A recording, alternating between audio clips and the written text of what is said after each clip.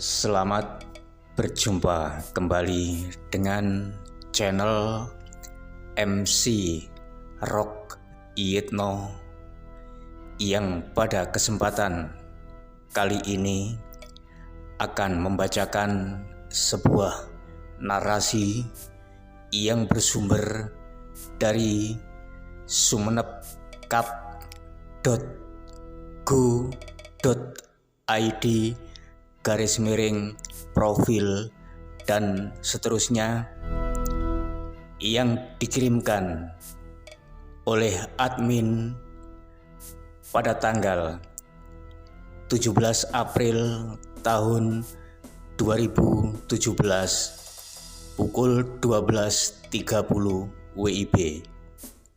Mohon izin admin untuk membacakan kembali agar pemirsa mengetahui tentang sejarah Arya Wiraraja.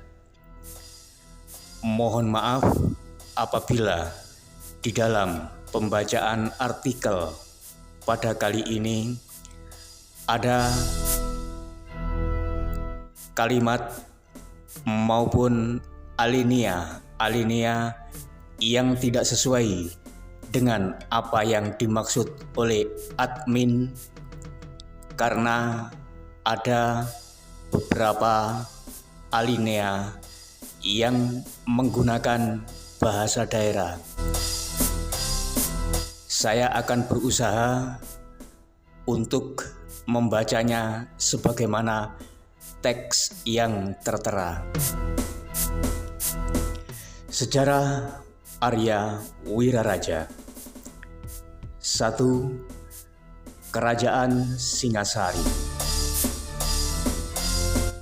Ken Arok Sri Rangan Rajasa Sang Amurwa Bumi adalah raja pertama kerajaan Singasari yang sekaligus juga sebagai pendirinya. Di dalam kitab Pararaton diceritakan bahwa Ken Arok adalah seorang anak yang diturunkan oleh para dewa agar mampu mengendalikan tanah Jawa.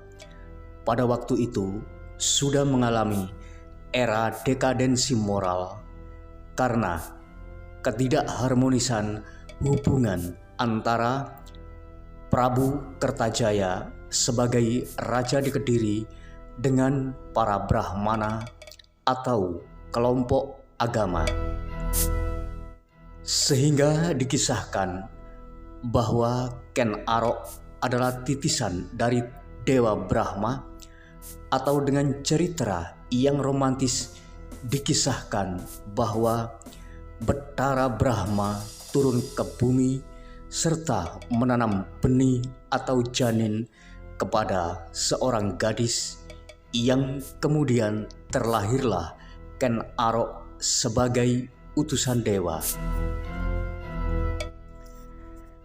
Ken Arok sebenarnya adalah putra Rakrian Girantaka, juga cucu Rakrian Wirandaka selaku Senopati Sarwajala Kerajaan Kediri di masa pemerintahan Sri Maharaja Rakai I Hino Sri Aryeswara Madusudana Watarirajaya Kameswara, atau yang dikenal dengan nama Prabu Kameswara I. Rakyan Wirandaka sendiri adalah putra Sri Bupati Linggahwesi Raja Pajajaran yang juga keturunan ketiga dari Prabu Kuda Lelean Maharaja Adi Mulya Raja Pajajaran yang memerintah pada tahun 928 Masehi. Itu pun merupakan suatu strategi yang diatur secara rapi oleh para penguasa di Pajajaran dan merupakan ekspansi politik dengan cara menyelundupkan orang-orangnya di pusat pemerintahan kerajaan di Tanah Jawa, bagian tengah dan timur. Sang Rajasa Ken Arok memerintah di Kerajaan Singasari sejak tahun 1222 hingga tahun 1247. Dan dinastinya memerintah di Singasari hingga tahun 1292 Masehi.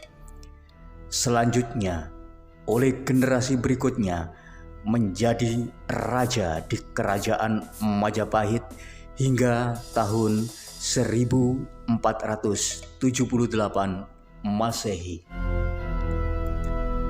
2. Sang Arya Wiraraja. Banyak orang yang bertanya tentang keberadaan Arya Wiraraja karena beliau bukan seorang raja mutlak, hanya sebatas adipati, sehingga wajar bila mana silsilah keberadaannya kurang jelas. Tapi ternyata di mata ahli sejarah, Arya Wiraraja mendapat tempat yang istimewa sehingga selalu tertulis dalam kitab-kitab kuno. Namanya jelas, termasuk dari mana dan siapa saja keturunannya, seperti yang digambarkan kitab-kitab Pararaton dan lain sebagainya.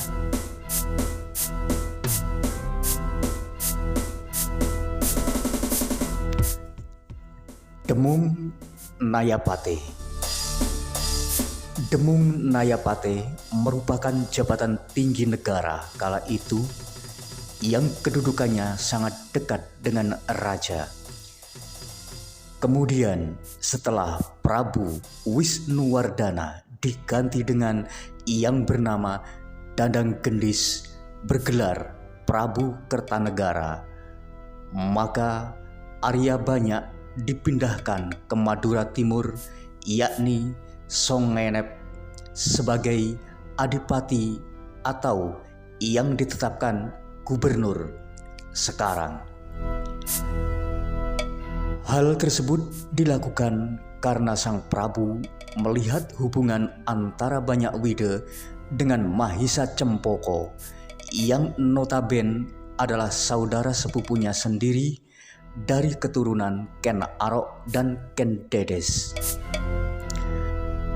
Hal mana akan mengedepankan kedudukannya sebagai raja akan tersaingi. Apalagi Arya Banyak Wide orang yang cakap dalam strategi dan politik pemerintahan. Dikala Prabu Kertanegara mengadakan acara mahkota yang dihadiri oleh semua para pembesar kerajaan, di antaranya Demung Nayapate Arya Banyak Wide, Empu Raganata, Panji Aragani, Kebo Anengan, Kebo Anabrang, Rakian Tumenggung Wirakerti, Rakian Rangga Mahisarangka, dan lain-lain. Sang Prabu menuturkan keinginannya untuk memperluas daerah kekuasaannya hingga keluar tanah Jawa. Yang diincar pertama adalah kerajaan Tribuana Raja Maulimar Wasewa di bawah pimpinan Prabu Darmasraya di Swarnadwipa atau Sumatera. Lalu pendapat minta pada Arya Banyak Wide atau Wirajaya sebagai penasehat politik pengatur strategi perang. Oleh Banyak, pandangan yang luas agar hal tersebut perlu dipertimbangkan karena paling utama adalah menunggu datangnya pembalasan dari negeri Cina. Dan bila mana penyerangan ke Suwarna Dwipa dilakukan, selayaknya harus mengirimkan telik sandi terlebih dahulu agar mengetahui kekuatan lawan. Banyak saran dari banyak yang membuat Kertanegara marah dan marah. Atas kemarahan tersebut, maka secara halus disingkirkan atau dibuang ke Sumenep, Madura Timur dengan alasan untuk menyatakan kedatangan armada Cina di Laut Jawa.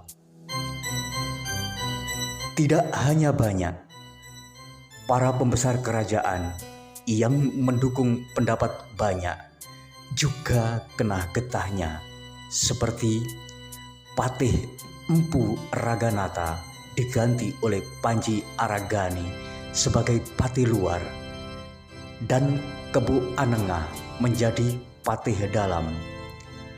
Empu Raganata sendiri dijadikan Raman Diaksa atau penasihat raja. Kebu Anabrang diangkat menjadi Senopati Agung. Rakyan Tumenggung Wirakerti dijadikan Menteri Anggabaya. Rakyan Rangga Mahisa Rangka tidak diberi kedudukan. Perlu diketahui bahwa urutan jabatan di Singasari sebagai berikut: Patih, Demung, Nayapatih, Kanuruhan, Rangga, Adipati, Tumenggung, Mantri, Mantri Anggabaya atau pembantu.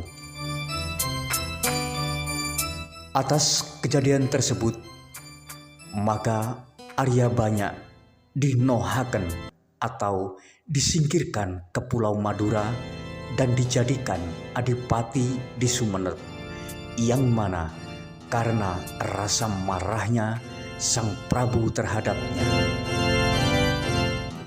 Dalam kitab Pararaton diceritakan bahwa dinohaken atau disingkirkan yang bunyinya antara lain: Sri Ranggawuni atinggal putra lanang, aran Sri Kertanegara. Siro Maheso Campaka atinggal putra lanang, aran Raden Wijaya Siraji. Kertanegara, Sira Ajening Prabu. Obiseka Siwa Buddha. Honota Wangiro Babatangiro Buyuting Nonggo, aran Banyak Wide. Sinungun Pasenggahan Arya Wiraraja arupa Tan Kandel Den Iro dinohaken kinon adipati ring Sumenep, angri ing Madura Wetan. Artinya, Sri Ranggawuni meninggalkan seorang putra laki-laki bernama Sri Kertanegara, dan Mahisa Campaka meninggalkan seorang putra laki-laki bernama Raden Wijaya. Sang Aji Kertanegara menjadi Raja Agung bergelar Betara Siwa Buddha. Ada salah seorang bawahannya yang menjadi penasehat dari Dusun Nangka diberi nama Arya Wiraraja, yang dipercaya kemudian disingkirkan dan dijadikan adipati di Sumenep, yakni Madura Timur. Kemudian diberi gelar Adipati Wiraraja, tepatnya pada tanggal 31 Oktober 1269 Masehi. Pengangkatan Arya Banyak luas yang bergelar Arya Wiraraja dengan dibekali dengan surat keputusan Prabu Kertanegara yang bunyinya sebagai berikut. Kakancengan, tebak agi dak banyak wide kang gui ngastone adipati jumeneng gun songenep.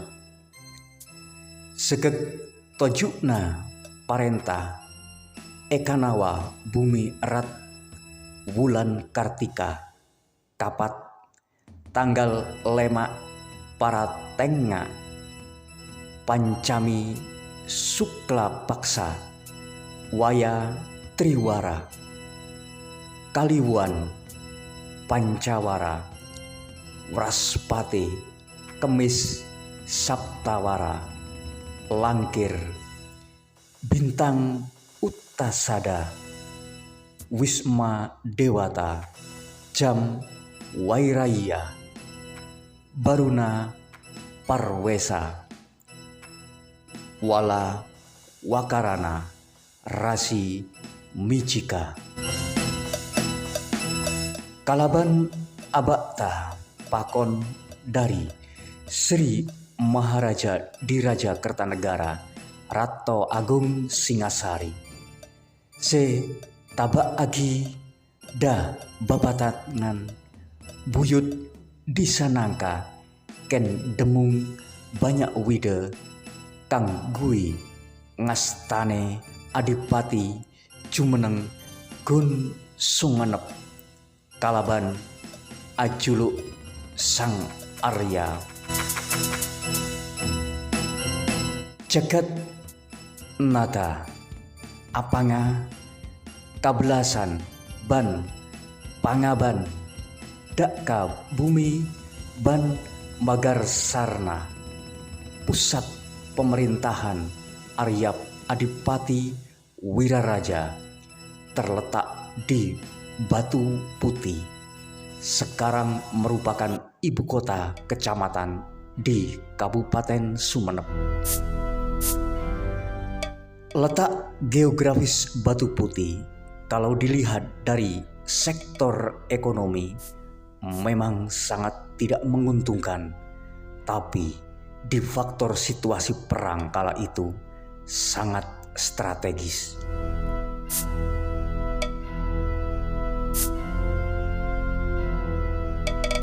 Karena Batu Putih merupakan tanah perbukitan yang tandus, banyak bebatuan dan sangat sulit ditanami padi. Karena sulitnya sumber udara yang ada, tentu banyak masyarakat yang bertanya-tanya mengapa Arya Wiraraja tidak menempatkan pusat pemerintahannya di daerah pinggiran seperti Ganding, Guluk-Guluk, Banasare, atau daerah Kabupaten Sumenep yang lain.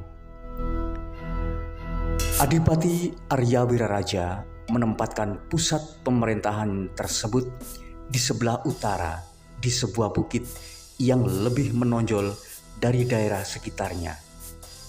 Suatu strategi agar dapat melihat dengan jelas ke Laut Jawa.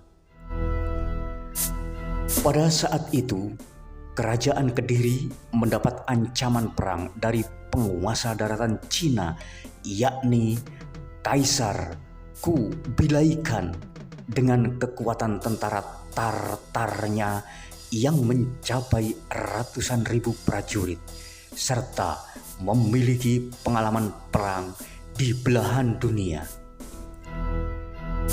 Karena Prabu Kertanegara telah menghina Mingki, utusan Kaisar Kubilai Khan, dengan memotong telinganya, disebabkan karena surat Kubilai Khan yang bernada melecehkan Kertanegara.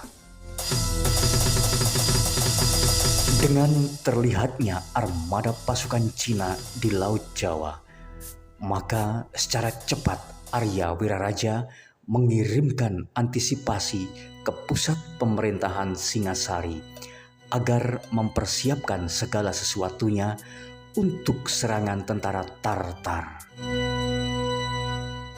Di samping itu juga Arya Wiraraja mempersiapkan pasukannya untuk memberi bantuan bila mana sudah terjadi peperangan antara kedua belah pihak dengan menghantam dari belakang setelah pasukan Cina berada di sekitar utara kerajaan Singasari.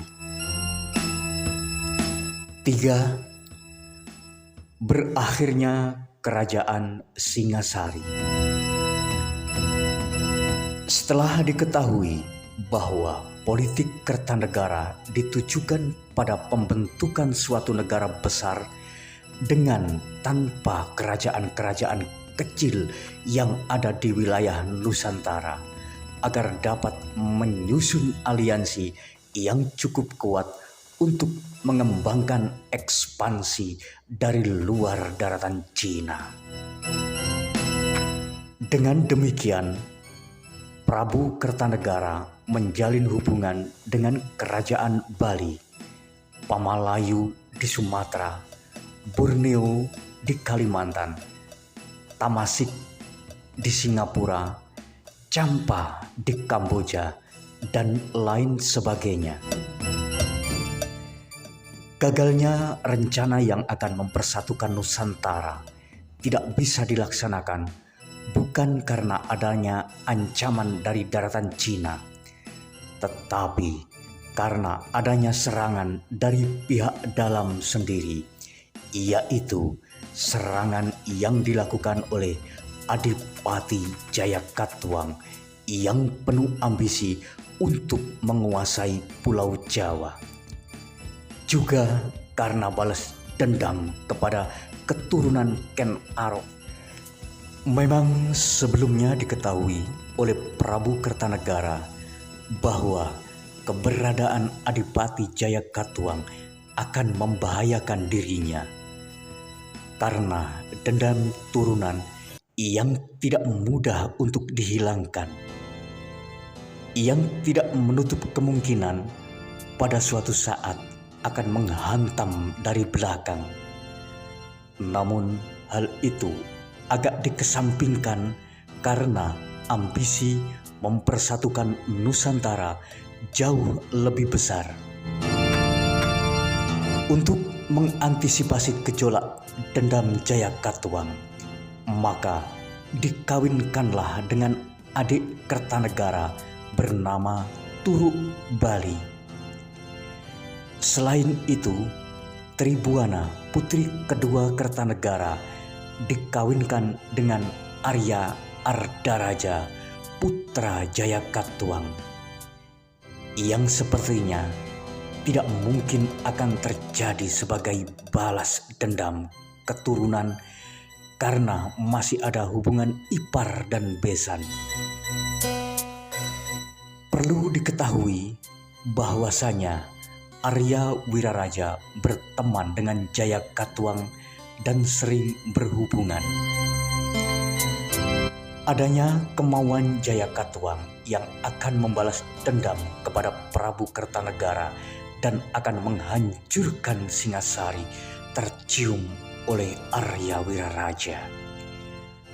Apalagi proposal Arya Wiraraja pernah ditolak dan dirinya disingkirkan ke Sumenep oleh Prabu Kertanegara sehingga dirinya merasa disisihkan.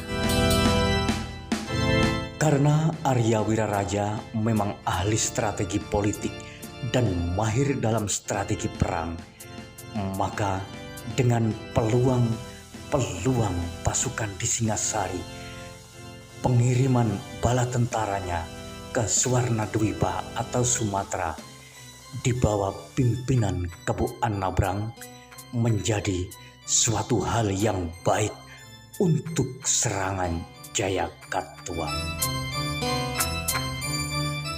Dengan demikian, maka Arya Wiraraja mengirimkan surat kepada pihak Jayakatwang yang bernama Arya Wirondaya. Isi surat menurut serat para raton sebagai berikut. Sang noto ombo tur wikan yen patuko karso ambreng lit nguni mring pategalan lawas prayogine linakian samangkin mumpung nuju ing mansa prayoga tan no walang salisike tan wonten bajulipun sima sepen banteng niro wis eri tanapi sarpo tanono sadarum wonten uga samaniro mung sayuga nanging wus ompong tan gigit mung mataken turiro. Paduka Raja, hamba memberitahu jika Paduka bertekad untuk mencoba seperti dulu di peladangan lama, sebaiknya sekarang saja di saat waktunya baik. Tak ada belalang seekor pun, tak ada buayanya, macan pun sepi, bantengnya hilang, baik duri maupun ular tak ada. Memang ada singanya seekor dan itu pun sudah ompong, tak akan menggigit. Hanya itu pesan hamba. Dikala Wirondaya putra Arya Wiraraja menghadap Jayakatwang di Daha, terjadilah dialog antara keduanya. Arya Wirondaya dialog mengatakan bahwa ayahnya sakit hati pada sikap Prabu Kertanegara yang dalam Kidung Harsawijaya disebutkan tan trepi rehing nagari arawat kewuh. Dengan demikian maka Jayakatwang yakin bahwa Arya Wiraraja tidak akan mengirimkan bala pasukannya untuk membantu Prabu Kertanegara. Hal mana merupakan peluang yang sangat besar untuk melumpuhkan Singasari. Yang ada di keraton saat itu hanya Empu Raganata yang sudah tua seperti dikatakan dalam surat Arya Wiraraja. Wonten ugo samaniro mung sayugo nanging wus ompong tan gigit. Memang ada singanya seekor dan itu pun sudah ompong tak akan menggigit. Yang disebut macan ompong adalah Empu Raganata karena sudah tua.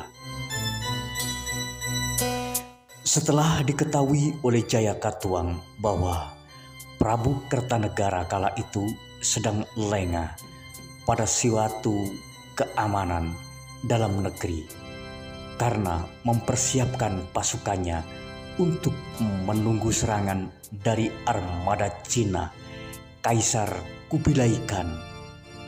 Selain itu, sebagian besar tentara Kediri dikirim ke pantai pesisir utara Pulau Jawa, juga ada di luar Pulau Jawa untuk menjaga kerajaan taklukannya.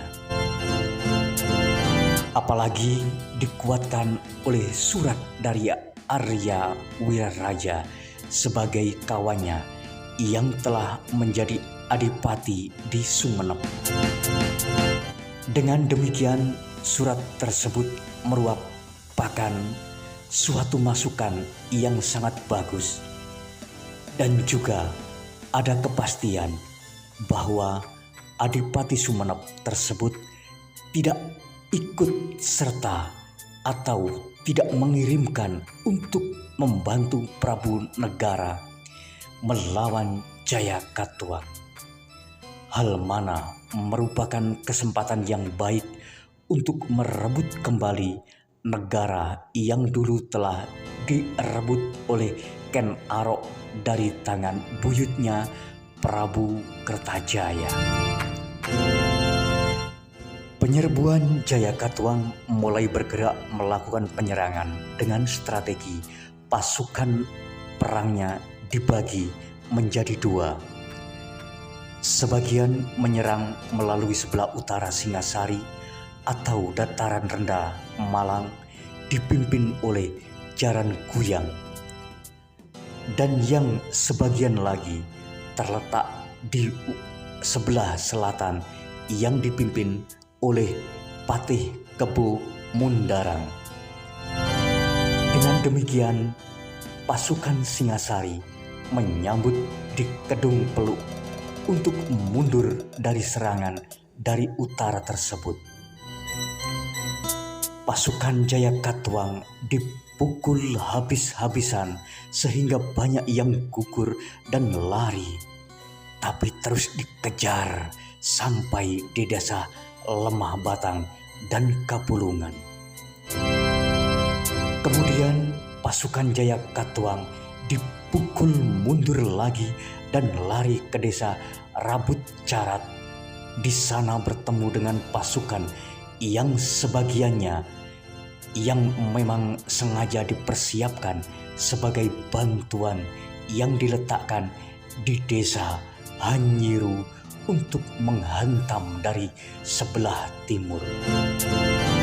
Selanjutnya terjadilah pertempuran hebat sehingga pasukan Singasari yang dipimpin oleh Raden Ardaraja kewalahan dan mundur ke desa Kapulungan. Di sana mengatur siasat. Raden Ardaraja yang berbalik haluan, yang tadinya berdiri di pihak mertuanya, sekarang berputar arah membantu ayahandanya dan bergabung dengan pasukan Daha. Persiapan mulai dipersiapkan lagi dan ditambah persiapan pasukan yang ada di desa Kurawan dan Kembang Sari. Pasukan Singasari dipimpin oleh Raden Wijaya dengan kekuatan yang sudah berkurang. Selain itu, banyak yang gugur dan sebagian lagi dibawa oleh Arya Ardaraja yang bergabung dengan pasukan ayahandanya. Yang tadinya berdiri di pihak mertuanya, sekarang berputar arah membantu ayahandanya dan bergabung dengan pasukan Daha. Persiapan mulai dipersiapkan lagi dan ditambah persiapan pasukan yang ada di desa Kurawan dan Kembang Sari. Pasukan Singasari dipimpin Raden Wijaya dengan kekuatan yang sudah berkurang.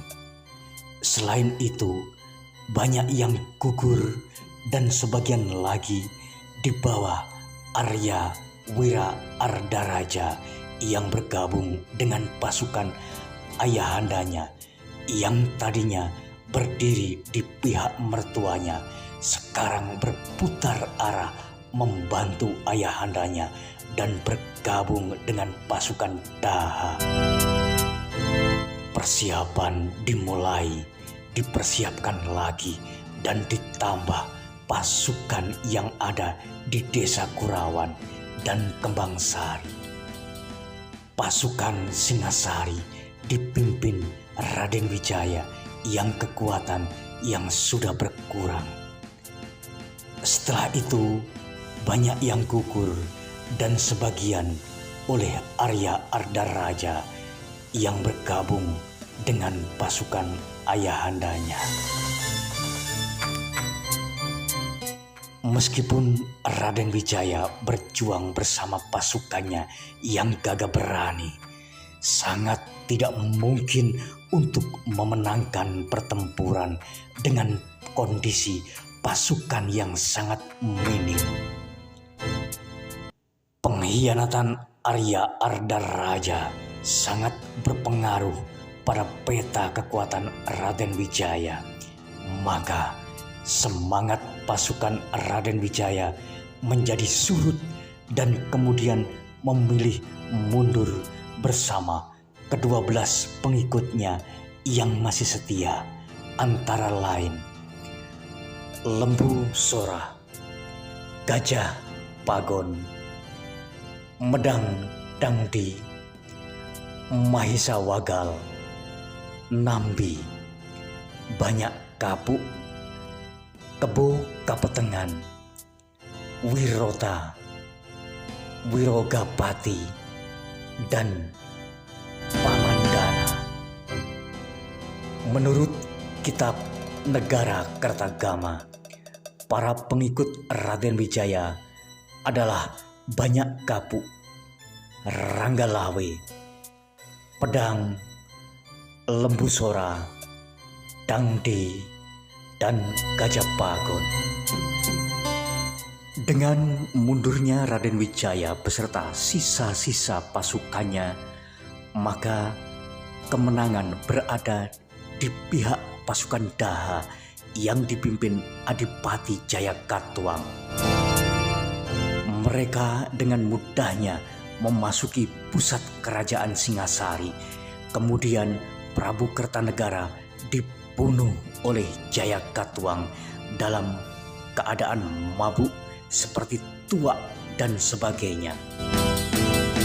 Dan selanjutnya pusat kerajaan atau keraton Singasari, kemudian pusat pemerintahan dipindahkan ke Kediri dan dikendalikan oleh Jayakatwang pada tahun 1292.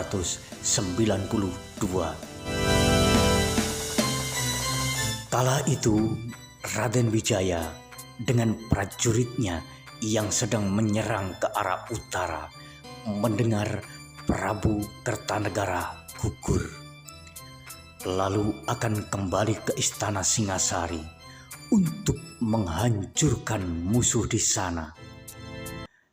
Tapi terdesak prajurit Daha yang sangat banyak sehingga terdesak mundur dan kembali ke utara, kemudian dikejar oleh Patih Kebo Mundarang sampai di puncak. Mereka bertemu melihat pasukan lawannya tinggal sedikit. Kebo Mundarang lalu mengejar Raden Wijaya. Raden Wijaya lari ke tengah sawah dan terus dikejar oleh Kebo Mundarang. Begitu jaraknya sudah dekat, maka Raden Wijaya membanting Singkal Bajak tepat di depan Kebo Mundarang. Lumpur sawah muncrat dan kena muka Kebo Mundarang sehingga matanya masuk lumpur, tubuh terhuyung-huyung lalu mundur. Melihat Kebo Mundarang mundur, Raden Wijaya lari bersama pengikutnya. Setelah jauh, maka mereka berkumpul. Lembu Sora, Ranggalawe, Pedang, Gajah, dan Dangdi celana geringsing oleh Raden Wijaya. Kemudian mereka kembali memapak pasukan Daha yang masih mengajar. Lembu Sora mengamuk menerjang musuh hingga banyak yang mati. Setelah merasa peluh mencoba mundur, Raden Wijaya memanfaatkan Lembu Sora mengamuk tenaga hingga musuh yang banyak mati. Setelah malam, lalu mereka menjauh mencari peristirahatan. Pada malam hari, ketika para prajurit musuh menaklukkan, Raden Wijaya mendatangi mereka. Tribuana Tunggadewi adalah permaisuri Raden Wijaya, putri Prabu Kertanegara. musuh. Raden Wijaya mengajak Rangga Lawe untuk masuk ke benteng musuh merebut sang istri dari tangan musuh. Di tengah malam, Raden Wijaya mendekat ke sarang musuh yang sedang memburu api unggun.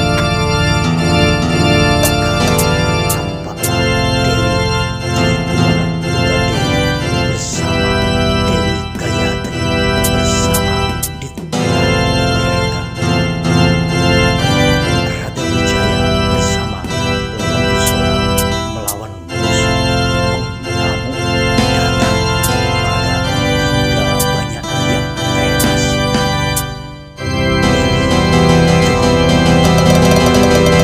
Cepat direbut lalu menuju ke arah sana, kemudian sendiri. Tapi Dewi Gayatri tertinggal karena dikala ribut masuk dan masuk ke dalam belakang. Tak lama kemudian Raden Wijaya mengajak Lembu Sora untuk kembali merebut Dewi Gayatri, tapi ditahan olehnya agar tidak kembali mengenal musuh sangat banyak. Kemudian Raden Wijaya dengan pengikut setianya menjauh dari musuh ke arah utara. Keesokan harinya dikejar lagi oleh pasukan udara sampai di Telaga Pagar. Terjadilah pertempuran lagi. Pasukan Raden Wijaya sambil lari ke utara juga menghadap diri terhadap serangan lawan. Karena barisan musuh maka Gajah Bagon kena tombak betisnya dan luka tembus. Setelah agak lawan menurunkan mengendorkan penyerangannya, maka Raden Wijaya bersama pengikutnya kembali ke dusun Telaga Pagar. Selanjutnya menyusup ke hutan yang sangat lebat. Di tengah hutan mereka berunding untuk melakukan langkah selanjutnya, dan Lembu Sora mengusulkan kepada Raden Wijaya untuk mengungsi ke Madura, yakni ke kadipatennya Arya Wiraraja di Sumenep. Usul masih menjadi pertanyaan bagi Raden Wijaya, apakah kira-kira Arya Wiraraja mau menerima mereka.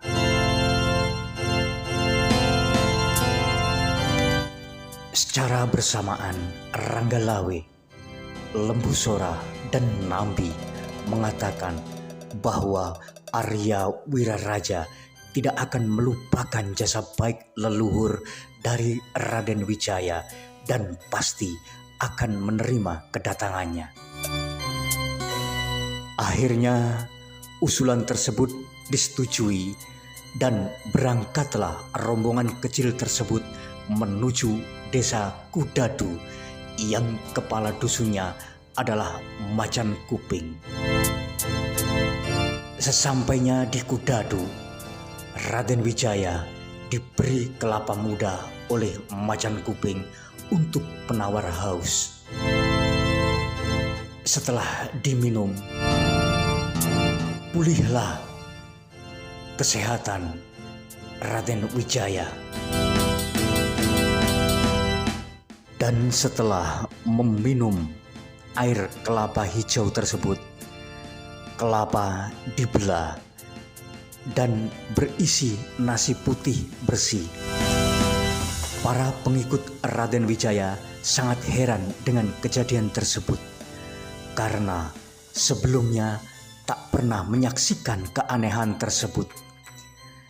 Setelah nasi dimakan bersama, lalu istirahat sebentar.